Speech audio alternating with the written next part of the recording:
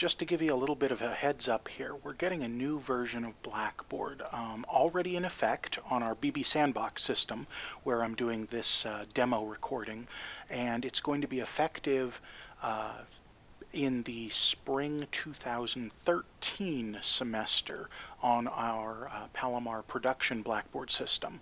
So you've got a little time to go into the sandbox environment and get a feel for things. By and large, not huge earth-shattering changes, but a few subtle refinements that I think are going to be really beneficial to you. For those that are version watchers, we're now looking at Blackboard Learn 9.1 Service Pack 10, or if you want the real nitty-gritties, 9.1.10040.1.0. Yeah, nobody cares. And in this case, I'm going to be logging into the Blackboard Sandbox environment, and you can take a look at what's going on there, and just bear in mind that it won't look all these, blues and khaki colors on the production system. We're going to keep that looking all institutional. No worries there. So first step is, of course, logging into the sandbox system, and if you haven't done that before in a while, it's the exact same login information that you would use on our production environment. When you first log in to the new system, you're going to be looking at a little message screen. Now, this is a one-time only thing, so bear with it. And it just wants to point out some of the new navigation tools, which otherwise a lot of people would probably not notice, that are tucked away up here in the upper right corner. Now, you do have, of course, your logout button, but then also this whole thing here is a menu of controls, and the little number in red, which is surprisingly reminiscent of Google's notification system that they use in G+, it will open up into a menu of courses you've accessed and particularly alerts to the system. So for example, there had been this system announcement on the system, which went up quite some time ago, of course, actually when the system was first established. And since I haven't viewed it since the upgrade to get this whole notification system, it says it's unread. But now that I've read it, I can go over to like my list of courses, or actually this is posts, and here's a list of grades, because I'm a student in some courses, but none of them are available. But you notice that the little update number is gone now that I've seen it.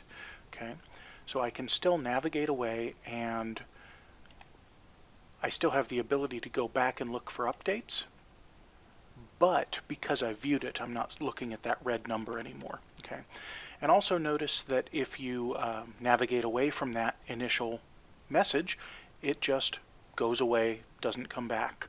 And also, if you click the close link on it, it will just go away and not come back. It's a one-time only thing, so bear with it. Just log in with your account and get past that screen, and you don't actually have to ever look at it again, although it is worth noting that the logout button has changed in appearance slightly. Now it looks like the stylized power button logo for some reason. Just a change Blackboard made stylistically. Anyway, that's first login differences in Service Pack 10. Another, well, technically it's a huge change in Service Pack 10, but it's of not as huge for us here at Palomar as it might be for other institutions that do this upgrade. Has to do with the editor for adding content, which is what used to be referred to as the visual text box editor, but got an upgrade and a much easier to say name of content editor. So I'm just here at a create item screen, but anywhere that you usually have this area to type in text and other content, we now have the Service Pack 10 version of the content editor, which doesn't seem like a huge difference because we've been using since the beginning of the summer the early release version of this content editor here at Palomar, so we've had some time to get accustomed to it over the summer and fall semesters. But this Service Pack 10 version does have a couple of differences. For example, instead of a little esoteric icon that looks vaguely like a plug, For the mashup tool menu, now we actually have something that says mashups.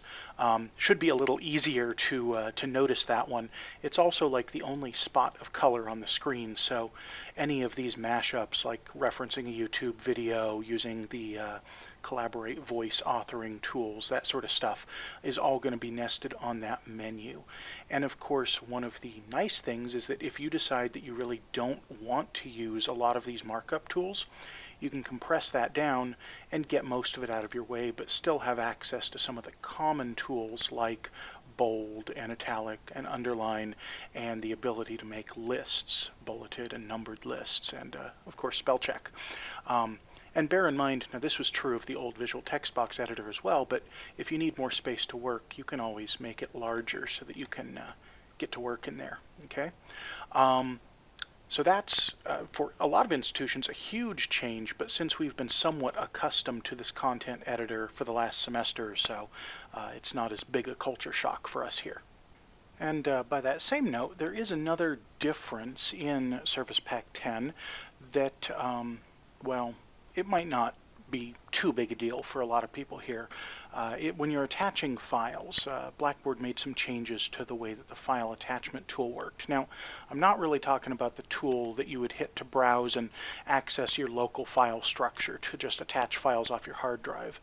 But if you are using files that are already in your course, you maybe have used this Browse Course button in the past. Used to be it opened a whole new window and was a little untidy. Now it just opens up this new layer. You have the ability to browse files that are already in your course right there, and you have tools for uploading new files. So if there was a bunch of files all at once you wanted to do, you can choose to upload multiple files, and then when you have them checked, any of these that you have checked, when you submit them, it will actually attach them pretty much just the way that it used to, what everyone's used to doing in the past. But the look and interfaces for the file selection for things that are already in the course is much neater and simpler, and generally I think you're going to have a better experience with it there. Now there's certainly, other changes that come with Service Pack 10, not just the couple of things I've mentioned here, and not just really esoteric security-based things either. But these are the big ones that are going to affect people at the course level. Another one that I actually can't show off very well here right now has to do with analyzing Blackboard test attempts so you can better evaluate your question effectiveness. But I don't actually have a lot of attempts on a test that I can analyze right now. So I'll be sure and get you a video of that at some point in the future, either mine or one that Blackboard's generated. But I did just want to point out one more time at the end here about the navigation aids. The look of things have changed up here dramatically. Used to be you had a link directly to get to the help site. It's still there, but you have to open up that menu and then actually hit the little question mark icon for help at the bottom of the menu. So if you do run into problems, if you have questions while you're using the system, don't forget that you can just open up that menu and come down and hit the little question button and to let us know what your question is, okay? So we're not abandoning you to this new version by any means, and hopefully you'll get some enjoyment out of it.